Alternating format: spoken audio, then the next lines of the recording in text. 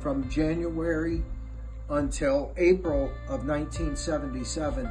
I was stationed in the ground. They were pouring in the building. They were pouring the toxins in the ground, and our drinking water was halfway between that building and our barracks. And there was 180 of us. Now there's 30 or less of us still alive. Welcome to More Than a File, where unheard voices finally have a place to speak. Behind every court document, every medical record, every official file, there's a human being. Too often, their stories are buried beneath red tape, ignored by the very systems meant to protect them. Here, those voices are lifted out of the paperwork and brought into the light. You're about to hear the accounts of people who believe they've been living through a system that is deeply flawed and profoundly unjust. These are not polished headlines or filtered reports. These are their words, their pain, their truth. We're not here to tell you what to believe. One story may sound like an outlier, but when you hear story after story, each echoing with strikingly similar details, you're left to ask yourself, is this coincidence or is something much bigger at work? This podcast does not push conclusions. It opens the door. It offers a platform. The rest is up to you. Listen with an open mind. Question everything, and only then decide for yourself. Today, I spoke with Peter Alexander, a Marine who dedicated 7 years of his life in service to our country. Between January and April of 1977, he was stationed at Camp Lejeune, a place now known not only for its role in training Marines, but also for the toxic water contamination that has left lasting scars on so many who live there. Camp Lejeune and toxic exposure. From the early 1950s through the late 1980s, thousands of Marines, their families, and civilian workers at Camp Lejeune in North Carolina were unknowingly exposed to toxic chemicals in the base's drinking water. The contamination came from leaking storage tanks, waste disposal, and nearby dry cleaning chemicals that seeped into the water supply. For decades, people drank, cooked with, and bathed in water laced with dangerous compounds such as benzene, vinyl chloride, trichloroethylene, TCC, and perchloroethylene, PCC. These toxins are now known to cause serious health problems, including cancers, Parkinson's disease, neurological disorders, and other chronic illnesses. Despite this, many veterans and their families have struggled for years to have their illnesses recognized by the military, healthcare systems, and government as being connected to their time at Camp Lejeune. Peter Alexander recalls that between January and April of 1977, there were around 180 men in his group at Camp Lejeune. Today, fewer than 30 of them are still alive. He has lived with debilitating tremors since the age of 58, and for the past 11 years has fought tirelessly for recognition, proper care, and compensation, all tied to the toxic legacy of Camp Lejeune. It seems the powers in charge have delayed and denied for so long that their unspoken strategy has worked, letting time itself thin the ranks of survivors, so fewer are left to fight and fewer still to be compensated. Let's take a moment to listen to his story. September 5th, 2025, here with Peter, right? Yes, sir. Peter Alexander. And you're from Nicholson. Yes, sir. I got all your current information. Yes, sir. And you were a part. When were you in Camp Lejeune? I was in the building that they actually were dumping the toxic waste in the ground. It was Camp Lejeune Engineering, 2nd Marine Division, from January until April of 1977.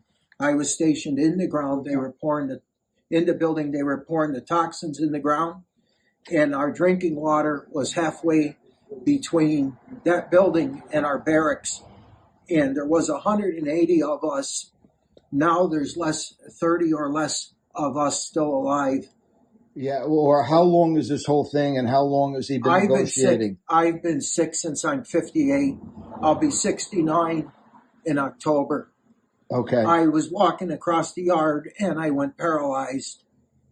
Okay. And you have thousands of pages. You said I have 1,000 pages of medical documentation. And you've also brought this to your local congressman. What has happened with that? Well, without getting too far deep into it. Yeah, that's fine. Went to Dan Muser. Oh, okay. His office put in a request. Why don't I have a hearing on this? Because 25 years I've been waiting for a hearing. Right. And they're supposed to answer the congressman within 3 days by law, and it's been a couple of years, and they've still never answered him. And he hasn't followed back up with you? Well, yeah, he has. In fact, I wrote a letter to J.D. Vance, and Congressman Muser took it, and I said, what about the part of never leave a Marine behind? Right. I said, you could fix this with the signature. He could. And how long ago has this been? When at the inauguration for President Trump, he was given the letter. Okay, so we're into it just a few months, really, or 6 months, 5 months, or whatever else it is. Okay. What has happened with the? How come the VA hasn't helped you? I went to the VA when I was paralyzed, and I go down there and I got tremors in my left arm first. And the VA said, well, when you drink heavy and you quit drinking, you get tremors. My doctor said that to me. Part two here, Peter Alexander Nicholson, and we're talking about what the VA said and didn't say to you. Right. The doctor said to me, if you're a heavy drinker and you quit drinking, you get tremors. But there's nowhere in my records that I ever drank. Really? Yes, sir. And what was the, you said something about neurologists, I believe? Yes, sir. So what happened is when I had the tremors, they sent me to Geisinger Danville. Their main department for dealing with tremors is in Danville. Right. And I've had 15 neurologists examine me, and they all said the only thing they cannot rule out, because they never found anything in my blood that I did this to myself. No kinds of drugs, no kind of nothing. And they said the only thing they cannot rule out is the Camp Lejeune drinking water. But then the VA don't pay me because they say, well, they can't say definitely that that's what it is. But that was the only thing they say it couldn't be. Okay, so that's toxins in the water. That's where we're at now. So yes, sir. Obviously, and what would you like us to? How can we help you? I would like the VA to have to pay me.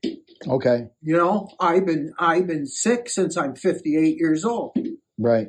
And they 3 months ago they decided to give me $200 a month for the tremors in one arm. I have tremors in both legs, both arms, and my neck. And to be fair here, about 3 years ago, it's been 3 years since you went to your congressman's office. Yes, sir. Approximately. And you've been going back and forth, and they've been trying to help me. Been trying to help, right? Yeah. But nothing's moved along yet. It's not really getting anywhere. I could see that. No, if you're waiting for this long. Yeah. Peter's story is more than a personal account. It's a testament to the countless men, women, and families whose lives were forever changed by Camp Lejeune's toxic water. Listening to him is not just remembering the past, it's demanding accountability, care, and justice for those still fighting today. This has been More Than a File. Unheard voices, untold moments, forgotten stories, shining light on the lives the system overlooks. If you like this, please like, subscribe, and share.